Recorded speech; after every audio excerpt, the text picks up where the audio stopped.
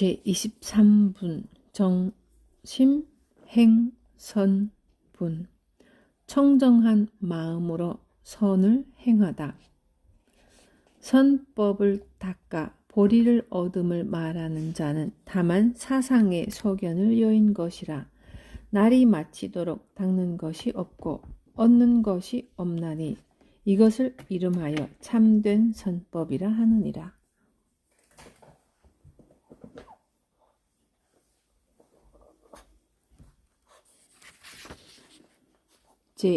제23 정심행선분.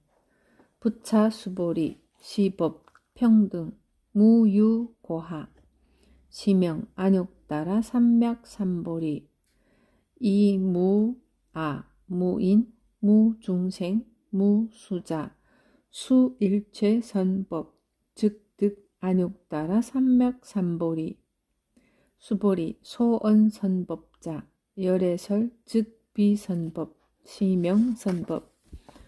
또한 수보리여 이 법은 평등하여 높고 낮음이 없으니 이 이름이 안욕따라 삼맥삼보리라고 하느니라. 아가 없고 인이 없고 중생이 없고 수자가 없음으로써 일체선법을 닦으면 곧 안욕따라 삼맥삼보리를 얻으리라. 수보리여 말한 바 선법이라는 것은 열애가 선법을 말함이 아니라 그 이름이 선법이니라. 있는 그대로의 세상. 깨달았다는 생각이 없는 마음. 법을 모양짓지 않는 마음. 중생을 구분하지 않는 마음을 정심이라고 합니다. 정심은 깨끗한 마음입니다.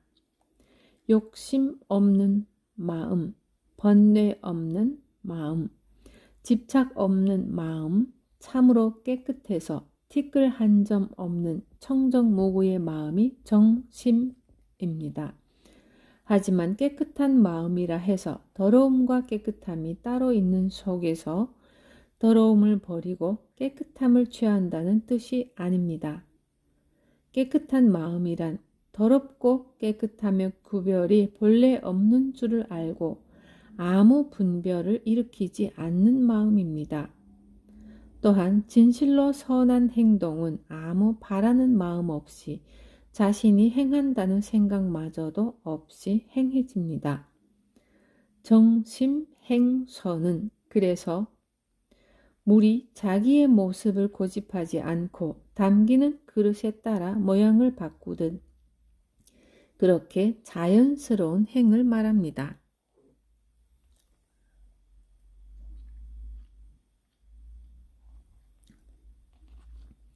또한 수보리여 이 법은 평등하여 높고 낮음이 없으니 이 이름이 안욕따라 삼맥삼보리라고 하느니라.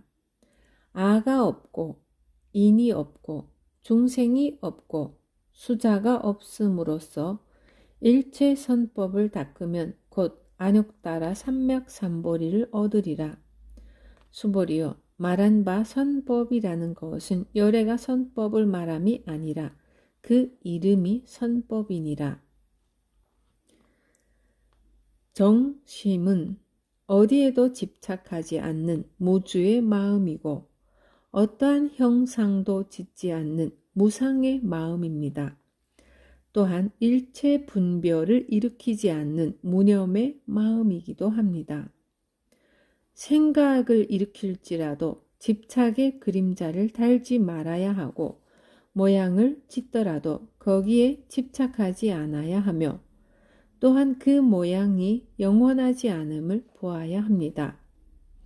눈에 보이는 모든 형상은 한순간의 모습에 불과해 번갯불 같고 그림자와 같습니다. 모든 모양은 공하여 단지 헛개비일 뿐인 도리를 알 때 비로소 본래의 자기 자리로 돌아갈 수 있습니다. 그러나 우리는 있는 그대로의 세상을 보지 못합니다. 끊임없이 일어나는 마음속의 시비분별로 깨끗함과 더러움, 추함과 아름다움, 좋고 싫음, 옳고 그름, 신성함과 천함, 이루 헤아릴 수 없을 만큼 어지러운 차별상으로 세상을 바라봅니다. 우리의 업식과 관념이 세상을 있는 그대로의 모습으로 보지 못하게 만들기 때문입니다. 내 마음속에 있는 어리석음, 관념의 두꺼운 벽이 무너지면 세상은 있는 그대로의 모습으로 여여하게 다가옵니다. 내 마음이 청정하면 곧 세상이 청정합니다. 유마경에 맑고 깨끗한 불국토를 원하거든 마땅히 그 마음을 깨끗이 하라고 했습니다. 심청정이 곧 국토청정입니다. 내가 어리석음에 갇혀 눈을 감고 있을 때에도 세상은 그 모습 그대로 아무런 차별이 없습니다. 다만 내가 눈을 뜨고 나니 여여한 그 모습이 비로소 눈에 들어오는 것뿐입니다. 아상, 인상, 중생상, 수자상을 떠난 자리, 일체의 분별을 끊고 선법을 닦아 행하면 안욕따라 삼맥삼보리를 얻게 됩니다. 매일같이 절에 다니고 선행을 실천한다 해도 여전히 기대심을 버리지 못하고 시비를 일으키는 마음이 남아있다면 깨달음의 경지에 이르기 어렵습니다. 분별하고 우열을 나누고 복을 구하는 마음을 갖고 있는 한 아무리 열심히 기도하고 선행을 쌓아도 결코 무상정등 정각에 이르지 못합니다. 최상의 깨달음, 언제나 고요한 안심인명에 이르려면 나와 너를 구별하는 울타리를 깨끗이 걷어버려야 합니다. 물론 상을 여인다는 것이 쉬운 일은 아닙니다. 우리는 오늘도 순간순간 온갖 상에 사로잡혀 살아갑니다. 그러나 쉽지 않다고 해서 결코 불가능한 일은 아닙니다. 부드러운 이불 속에 누워 밤새도록 악몽에 시달리며 괴로워하는 사람처럼 우리는 사실 아무 괴로울 일이 없는데도 저 혼자 생각에 사로잡혀 괴로워하는 것입니다. 바람 불고 비 오고 햇빛 비쳤다가 눈이 오고 그렇게 여러 모습으로 흘러가는 게 세상입니다. 본래 그런 세상의 움직임을 가지고 시비하고 온갖 상을 짓고 거기에 빠져 중내산의 아우성을 치는 게 중생입니다. 그런 이치를 안다면 모든 괴로움이 상에서 비롯되었음을 안다면 정말로 괴로움에서 벗어나고 싶다면 손에 꽉 쥐고 있는 자기 생각을 내려놓으면 됩니다. 이것이 방하착입니다. 담배를 피우는 사람에게는 담배를 끊는 것이 엄청나게 어려운 일이지만 담배를 피우지 않는 사람 입장에서 볼 때는 담배를 끊는 것보다 쉬운 일이 없습니다. 그냥 안 피우면 되는 거지 거기에 뭐 특별한 방법도 필요치 않습니다. 돈 들고 냄새나고 눈치 보이고 건강이 나빠지니 오히려 담배를 피는 게 어렵지 담배를 끊는 데는 아무 노력도 필요 없습니다. 물론 담배에 중독된 사람이 들으면 그게 얼마나 어려운데 남의 속도 모르고 그렇게 말하느냐 그러겠지만 이것이 현실이고 사실입니다. 담배를 끊는 방법은 이 순간부터 피우지 않는 것뿐입니다. 다람쥐가 숲속을 뛰어다닐 때 이 바위와 저 바위는 왜 이리 멀고 이 돌은 왜 이렇게 크고 이 나무는 왜 이렇게 높냐고 따지면서 다닙니까? 나무가 높으면 높은 대로 열심히 올라가고 작으면 작은 대로 재빠르게 올라가고 사이가 많이 벌어진 바위는 있는 힘껏 펄쩍 뛰고 가까이 붙어있는 바위는 부지런히 걷고 아무 불평불만 없이 주어진 조건 그대로 살아갑니다. 사람들처럼 하나하나 다 따져가면서 불평불만을 늘어놓자면 다람쥐도 아마 숨이 넘어갈 겁니다. 다람쥐가 어떻게 도토리를 찾습니까? 그냥 찾으러 다닙니다. 이 괴로움에서 어떻게 벗어날 수 있을까요? 그냥 벗어나면 됩니다. 모든 상과 괴로움과 집착 역시 담배를 끊듯이 그냥 내려놓으면 됩니다. 자식에 대한 집착을 그냥 내려놓고 남편에 대해서 집착을 그냥 내려놓고 아내에 대한 집착을 그냥 내려놓으세요. 머리가 아프도록 생각을 많이 하고 괴로워하는 건 단지 오래도록 습관이 되어버린 망상이 나도 모르게 일어나기 때문입니다. 지금의 괴로움에서 벗어나고 싶다면 꽉 움켜쥐고 있는 자기 생각만 내려놓으면 그만입니다. 제24분 복지무비분. 복과 지혜는 비교할 수 없나니. 칠보로 버시함은 상에 탐착하여 이익을 추구하는 것이지만 반야는 사상의 소견을 여인 것이니 능히 생사를 해탈함이니라. 제24 복지무비분.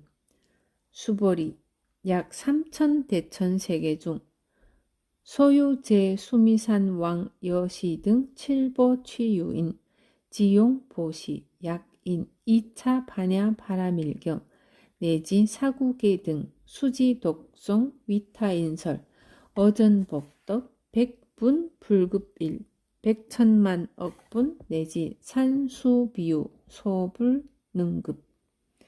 수벌이여, 만일 삼천대천 세계 중에 있는 모든 수미산 왕만한 칠보더미를 어떤 사람이 가져다 보시하여도 만일 어떤 사람이 이 반야 바라밀경 내지 사구계 등을 수지 독송하며 다른 사람을 위하여 말한다면 앞의 복덕은 100분의 1에도 미치지 못하며 100천만억 분의 1 내지 숫자를 헤아리는 비유로는 능히 미치지 못하느니라.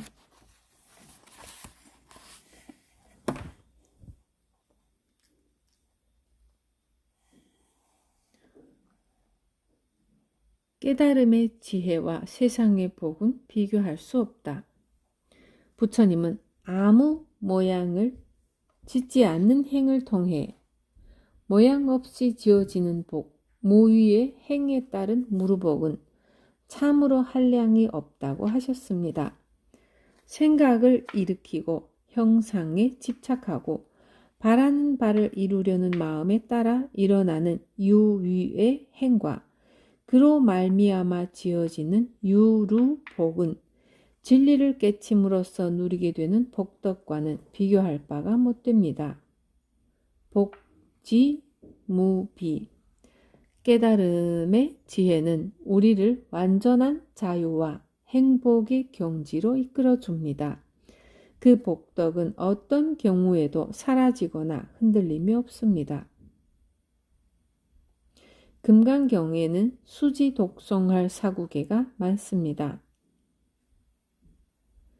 그중 대표적인 사구계를 살펴보면 모든 상에는 고정된 실체가 없으므로 상에 대한 집착을 버릴 때 비로소 세상의 참모습을 보고 자유로운 삶을 살아갈 수 있다는 제5 열이 실견분해 범소유상 개시허망 약견 재상 비상 즉견 열애 제10 장엄 정토분해 불응 주색 생심 불응 주성향 미촉법 생심 응무소주 이생기심 제26 법신 비상분해 약 이색견아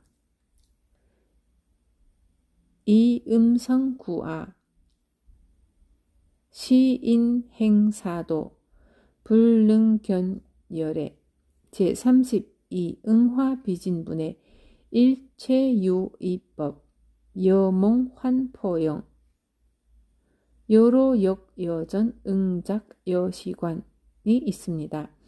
이 사구계가 전하는 말은 모두 한 가지입니다. 모든 상에는 고정된 실체가 없으므로 상에 대한 집착을 버릴 때 비로소 세상의 참모습을 보고 자유로운 삶을 살 수 있다는 가르침입니다.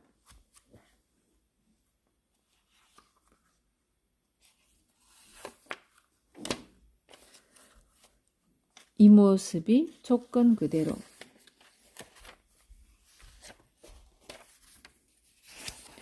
성추행을 당했던 마음의 상처 때문에 집 밖으로 한 걸음도 나가려 하지 않고 하루 종일 방 안에만 웅크리고 있는 아가씨가 있습니다.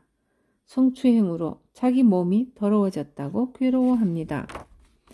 그런데 남자가 만지면 몸이 더러워진다는 것이 사실입니까? 어떻게 만지면 몸이 더러워집니까? 팔을 만지는 건 그래도 괜찮고 가슴을 만지면 더러워집니까? 얼마나 오래 만지면 더러워집니까? 5초쯤은 상관없지만 그 이상은 만지면 더러워집니까? 남자가 내 몸에 손을 대는 순간 일어난 사건은 내가 내 몸이 더럽혀졌다는 한 생각을 일으켰다는 것, 그것 하나뿐입니다. 그러니 더러워진 것은 아무것도 없는데 더러워졌다는 한 생각에 사로잡혀 그 오랜 시간을 꿈속에서 살았구나. 그렇게 탁 깨달으면 이제까지 지고 있던 무거운 짐은 온데간데 없이 사라집니다. 더럽혀졌다는 그 생각이 망상이고 꿈이기 때문입니다. 이는 성추행한 남자가 죄가 없다거나 그에게 죄값을 묻지 말아야 한다거나 그를 처벌하는 일이 아무 소용이 없다는 말이 아닙니다. 성범죄자에 대한 처벌은 법대로 엄중하게 처리해야 합니다. 지금 여기서 얘기하는 것은 사회적인 처벌이 아니라 어떻게 하면 내 마음이 괴로움을 여의어 자유로운 삶을 살아갈 수 있는가 하는 문제입니다.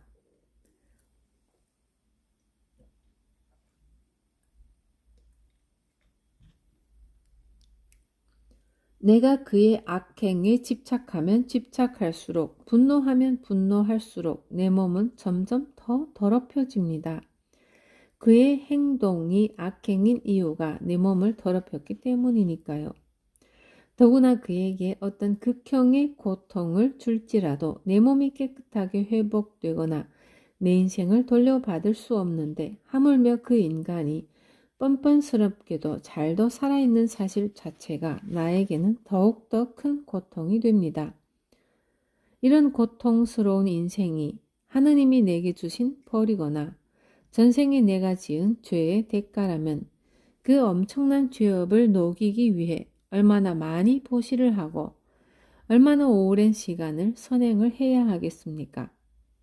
어쩌면 세세생생 되풀이해서 애써도 그 죄를 깨끗이 하기는 어려울지 모릅니다.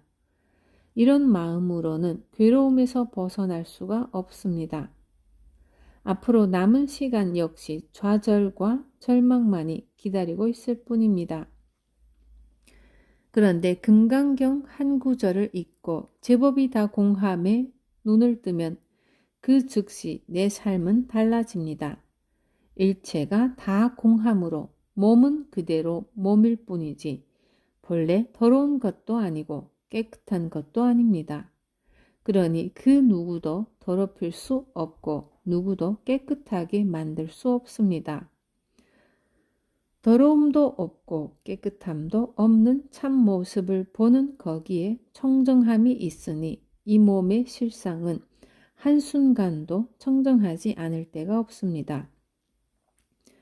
어젯밤 꿈속에서 이루 말할 수 없는 고초를 겪었더라도 한순간 눈을 번쩍 떠서 그것이 꿈이었음을 알면 고통은 사라집니다.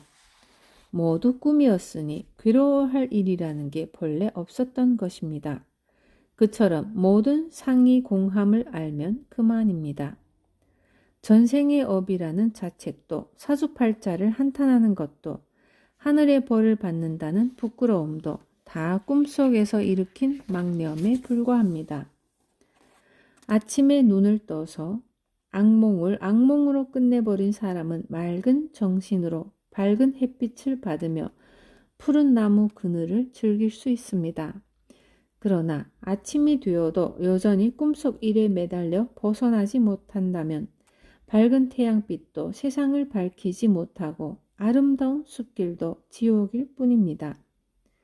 제법이 공함을 깨닫지 못했을 때에는 한없이 무거웠던 등짐도 눈을 뜬 뒤에는 조금도 나를 힘들게 하지 못합니다. 아니, 그 짐은 본래 짐이 아니었음을 보게 됩니다. 학벌이 났다, 병이 들었다, 이혼을 했다, 자식이 없다, 아기를 못 낳는다, 사업에 실패했다, 실직을 했다, 어떤 일도 다 그렇습니다. 눈곱만큼도 나를 괴롭힐 수 없고, 눈곱만큼도 나를 더럽힐 수 없고, 눈곱만큼도 나의 가치를 떨어뜨릴 수 없습니다. 그러니 상을 가진 모든 것이 다 허망한 줄을 깨치면 나는 바로 지금 이 자리에서 순수무결한 보살이고 부처입니다. 때 묻은 더러움과 때 묻지 않은 깨끗함, 깨달은 부처와 어리석은 중생이 둘이 아닌 이치가 그것입니다. 아무것도 내 삶에 장애가 되지 않습니다. 어떤 것도 내 삶에 흠집이 되지 않습니다. 이제까지 살아온 내 모습과 처지와 조건을 바꾸어서가 아니라 지금 이 모습, 이 조건 그대로 지금 바로 이 자리에서 해탈의 길로 나아갈 수 있습니다.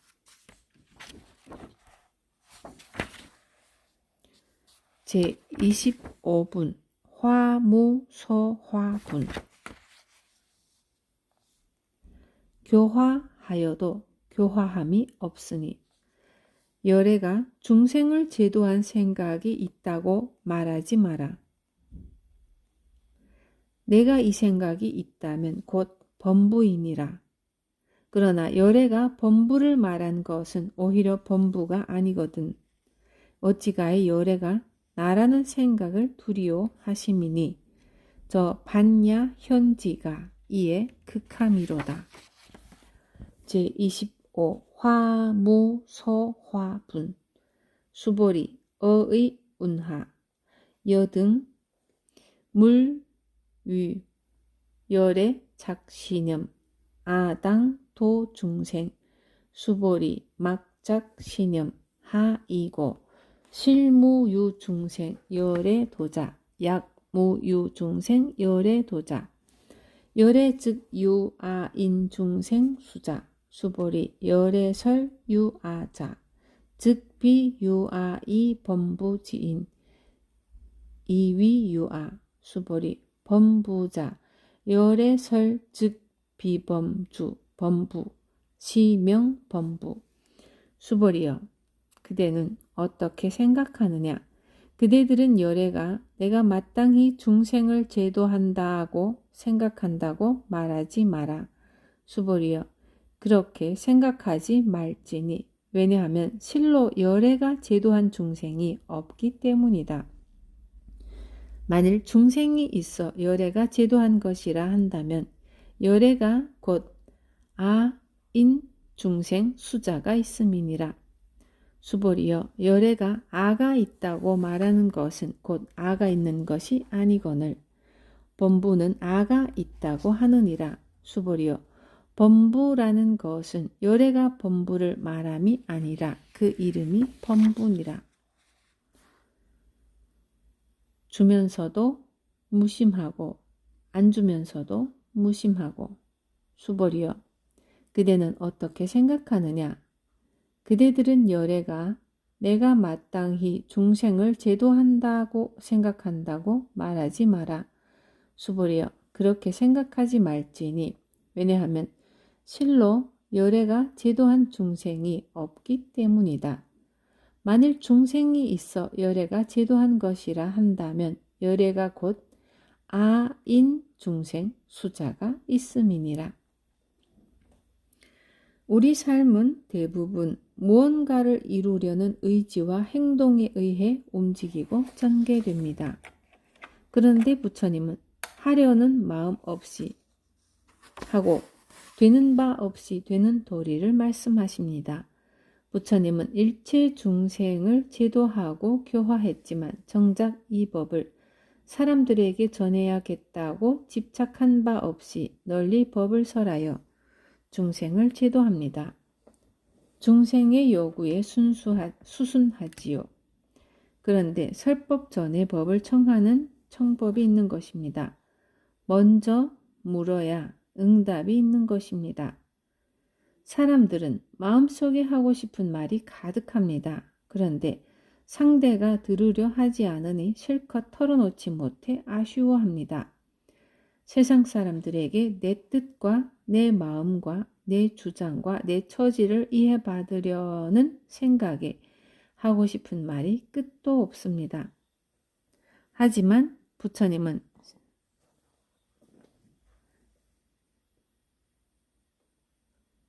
세상 누구에게도 아무 할 말이 없습니다. 다만 어떤 사람이 찾아와 자기 괴로움을 호소하면 그가 괴로움에서 벗어날 수 있도록 길을 열어 보여주었을 뿐입니다. 인도 여행을 가면 어린아이들이 돈을 구걸하느라 새까만 손을 내밀고 따라다닙니다.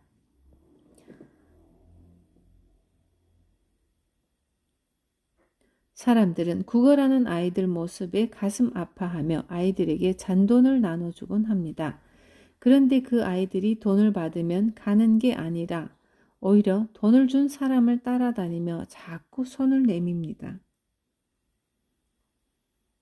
그러다 보니 처음에는 아이들이 불쌍하다고 안타까워하던 사람도 나중에는 구걸하는 아이들을 야단치고 꾸짖게 됩니다. 그리고 아이들 교육상 좋지 않다는 이유를 대면서 다른 사람들에게까지 돈을 주지 말라고 말립니다. 이를 세상 이치로 본다면 옳고 그름을 따질 수 있는 문제지만 도의 차원에서 보면 주는 것도 주지 말라는 것도 다 자기 생각입니다. 자기 생각에 빠져 있지 않은 사람은 주면서도 무심하고 안 주면서도 무심하고 3번 4번 받아가는 아이를 보면서도 무심하고 있으면 주고 없으면 안 주면 그만입니다. 그런데 사람들 대부분은 그렇지 못합니다. 아이들이 달라는 대로 다 줄 수는 없지 않느냐고 돌아서면서도 또 한편으로는 돈을 주지 않고 외면하는 게 미안해서 마음이 편치 않습니다. 어머니는 아이가 목이 말라 하면 물을 주고 배고파하면 밥을 주면서도 내가 지금 아이를 위해 이 일을 하고 있다는 생각이 없습니다. 태양이 온 세상을 비추어 살리듯이 물이 만명의 생명을 북돋우듯이 공기가 생명을 숨쉬게 하듯이 중생을 교화한다는 생각이 없는 행, 무언가를 이루기 위해 한다는 생각이 없는 행위, 무위의 행, 함이 없는 행입니다. 인연과의 원리. 수보리여, 열애가 아가 있다고 말하는 것은 아가 있는 것이 아니거늘 범부는 아가 있다고 하느니라. 수보리여, 범부라는 것은 열애가 범부를 말함이 아니라 그 이름이 범부이니라.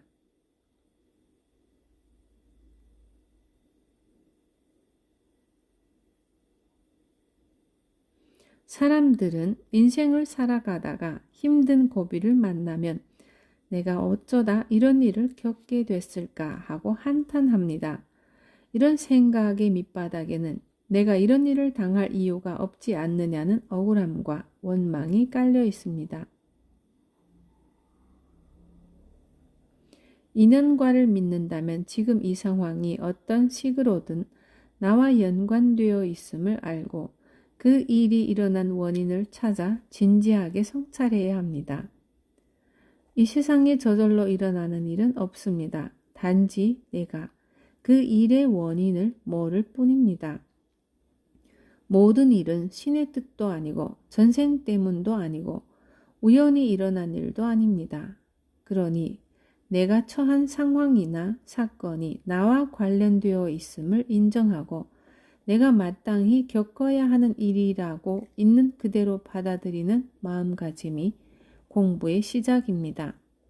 그 다음에는 내가 그렇게 될 수밖에 없었던 원인을 찾아서 제거해 나가야 합니다.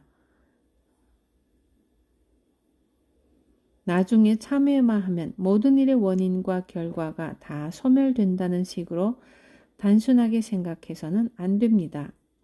이미 일어난 일의 원인과 결과는 참여한다고 바뀌거나 없어지지 않습니다. 이미 일어난 일은 돌이킬 수 없습니다. 하지만 지금 인연과의 법칙을 외면하고 억울해하고 원망만 하고 있다면 이 순간에도 미래의 고통이 되는 원인의 씨앗을 계속 뿌리고 있는 것입니다. 이미 뿌려진 씨앗의 결과는 받아들이되 다시는 그런 씨앗을 뿌리지 않으려는 노력을 해야 합니다. 계율을 지키는 것은 더는 어리석은 씨앗을 뿌리지 않으려는 노력입니다. 살아있는 목숨을 해치지 않는다. 주지 않는 남의 물건을 가지지 않는다. 거짓말을 하지 않는다. 삿된 음행을 하지 않는다. 중독성 물질을 섭취하지 않는다. 이것이 5개입니다. 언뜻 보면 단순하고 당연해 보이지만 그 안에 담긴 원리는 단순하지만은 않습니다. 인생을 살면서 겪게 되는 숱한 괴로움으로부터 자유로워지기 위한 최소한의 다짐, 더 이상 어리석은 인연을 짓지 않겠다는 다짐입니다. 그래서 계율을 착실히 지키는 수행이 중요합니다. 그런데 아무리 계율을 지키려 노력해도 마음으로부터 불쑥불쑥 올라오는 충동이 있는 한 계율을 지키려는 힘마저 알게 모르게 조금씩 소진되어 갑니다. 계율을 지키려는 힘이 수행에 있어서 중요한 것은 분명하지만 그것만으로는 완전할 수 없습니다. 해일의 피해를 막기 위해 아무리 튼튼한 방파제를 쌓아놓아도 거대한 쓰나미가 몰려오면 방파제만으로는 그 힘을 견디지 못하는 것과 같습니다. 마음속에 바람이 불지 않도록 정진해야 합니다. 그러기 위해서는 내 자신을 차분히 관찰하는 노력이 필요합니다. 고요히 살펴보면 순간순간 무수한 마음들이 일어나고 사라지는 것을 볼 수 있습니다. 화가 나고 미움이 일어나고 슬픔이 생기는 내 마음을 바라볼 수 있어야 합니다. 지금 이 순간 화를 내며 괴로워하는 사람은 다른 누가 아니라 바로 나 자신입니다. 내 화의 책임이 어디 다른 데 있는 게 아니라 내 자신에게 있습니다. 그러면 도대체 화는 왜 일어날까요? 화는 내가 옳고 내가 틀렸다는 생각 때문에 일어납니다. 화는 내가 옳고 내가 옳고 내가 틀렸다는 생각 때문에 일어납니다. 그리고 그렇게 옳고 그름을 가르는 이유는 사사건건 매사를 분별하는 습관 때문입니다.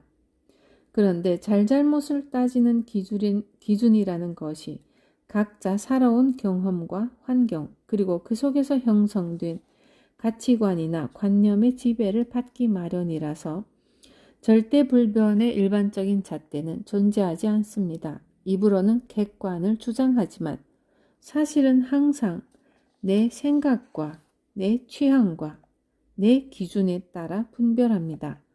옳고 그름은 말할 것도 없고 크고 작음의 구분, 늦거나 빠르다는 판단, 맛있고 맛없다는 느낌까지 그렇습니다. 이런 주관적인 옳고 그름의 분별이 생기면 그 분별에 따라 화가 일어나는 것입니다. 분별이 없으면 내가 옳다고 고집할 근거도 내가 그르다고 비난할 근거도 없으며 그런 마음 상태에서는 화가 일어날 여지가 없습니다. 그러니 화가 나는 이유가 내가 옳다는 생각에 있는 줄을 알고 그 분별의 기준이 공한 줄을 알면 어리석은 인연의 씨앗을 뿌리는 악순환에서 벗어날 수가 있습니다. 또한 내가 있다는 고정관념을 가져서도 안 되지만 반대로 내가 없다는 고정관념 또한 경계해야 합니다. 이 세상이 전부 똑같거나 또는 서로 다르다는 고정관념은 다 헛된 망상, 자기 고집에 불과합니다. 밖의 경계에 반응을 일으키는 주관적인 요인, 근본 원인을 관찰해야 합니다. 바깥 경계가 부딪혀 오기 전에 이미 주체의 내부에는 경계에 반응할 씨앗이 숨어 있습니다. 경계에 부딪힘으로써 씨앗이 생겨나는 게 아니라 애초부터 내면에 씨앗을 간직하고 있는 것입니다. 어떤 경계인지 따라서 싹이 트는 모양이 다를 수도 있습니다. 아예 싹이 틀 만한 환경과 부딪히지 않으면 싹이 자라지 않을 수도 있습니다. 하지만 어쨌든 그 싹의 씨앗은 이미 내 안에 있었던 것입니다. 이것이 인연의 법칙입니다. 싹이 트지 않았다고 해서 내 안에 씨앗이 없는 게 아닙니다. 어느 날 갑자기 싹이 텄다고 해서 없던 씨앗이 바깥에서 들어온 것도 아닙니다. 연이란 밭과 같습니다. 그 밭에서 보리가 자라는가 콩이 자라는가는 어떤 씨앗을 심었느냐에 달렸습니다. 심은 씨앗의 차이가 내 안에 숨어있는 인의 작용입니다. 지금 내 안에 인이라는 씨앗이 있더라도 바깥 경계에 따라 연이라는 조건과 만나지 않으면 씨앗은 싹이 트지 않습니다. 인과 연이 부딪혀야만 과가 일어납니다. 이것이 인연과의 원리입니다. 경계에 대처하는 두 가지 일. 경계를 만나 대처하는 데는 두 가지 길이 있습니다. 하나는 원인을 고치기보다 객관적 상황을 바꾸는 방법입니다. 직장에서 갈등이 있을 때 직장을 그만둬 버리는 것은 다른 조건을 선택함으로써 문제를 해결하는 것입니다. 다른 하나는 객관적 상황을 바꾸기에 앞서 자기 내부의 원인을 바꾸려고 노력하는 방법입니다. 나의 어떤 점이 직장에서 갈등을 만들고 있는지 원인을 찾아서 고치는 것입니다. 이처럼 세상을 살아가는 데는 조건에 맞추어 나를 바꾸는 길이 있는가 하면 나는 그대로 두고 내게 맞는 조건을 선택하는 길도 있습니다. 이 두 가지 길 가운데 어느 것이 좋고 나쁜가를 논하는 것은 중요하지 않습니다. 또 어느 한쪽만을 선택하면서 살 수도 있는 것도 아니고 주어진 조건을 바꿀 수 없는 상황이라면 나를 변화시키지 않을 수 없고 주변 조건은 바꿀 수 있지만 내 성향은 바꾸기가 어려운 형편이라면 일단 나에게 맞는 상황을 선택할 수 있습니다. 그때그때 상황에 따라 적당한 길을 선택하면 됩니다. 연을 따라 인을 바꾸거나 인을 따라 연을 바꾸면서 살아갑니다. 하지만 근원적 관점에서 볼 때 어떤 경계에 처하더라도 과보가 일어나지 않으려면 인을 소멸시키면 됩니다. 인과 연이 결합하지 않으면 과는 일어나지 않는데 언제 어느 때건 내 의지로서 소멸시킬 수 있는 것이 인이기 때문입니다. 나라는 씨앗을 고집하지 않으면 씨앗이 씨앗으로서의 역할을 하지 못하므로 아무런 걸림도, 부딪힘도, 갈등도 나타나지 않습니다. 그러니 상에 집착하는 업식을 소멸하는 것이 그만큼 중요합니다. 아상, 인상, 중생상, 수자상이 사라지면 어떤 상황과 마주쳐도 부딪힐 만한 것이 없습니다. 허공을 향해 칼을 휘둘러서는 아무 부딪힘이 없는 것과 같습니다. 상대가 아무리 날카로운 말을 하고 어떤 경계가 온다 해도 내가 상을 버려 허공처럼 텅 비어 있다면 상처받을 일이 없습니다. 나를 비워서 인을 없앤다면 어떤 연을 만나도 흔들리지 않습니다. 또한 상대의 입장에서 보면 내가 그의 연으로 작용하는 것이어서 그의 연을 텅 비워버리는 셈이니 상대가 어떤 인을 갖고 있더라도 그 인이 발현하지 못하게 됩니다. 선연이라면 증강시키고 악연이라면 순화시킵니다. 그렇게 내 씨앗을 고쳐나가는 것이 수행의 요체이고 이런 수행은 주변 사람들을 모두 행복하게 합니다. 내가 행복해지는 길과 내가 행복해지는 길이 둘로 나뉘지 않고 한 길에 놓여 있습니다. 인연과를 모르는 사람은 벽을 향해 던진 공이 다시 튀어오를 거라고 예측하지 못하는 사람과 같습니다. 그런 사람은 제 손으로 공을 던져놓고도 튕겨져 나오는 공을 보고 당황합니다. 그러나 벽에 부딪힌 공은 반드시 튀어나오기 마련이고 그 이치를 아는 사람은 공이 튀어 돌아온다는 사실에 연연하지 않습니다. 원인을 지은 대로 결과가 따른다는 것을 아는 사람도 그와 같습니다. 결과가 지금 즉시 나타나지 않는다 해도 언젠가는 반드시 돌아오리라는 것을 알기에 의연한 태도로 결과에 연연하지 않습니다. 과보가 있느냐 없느냐, 오늘 오느냐 내일 오느냐 전전긍긍하지 않습니다.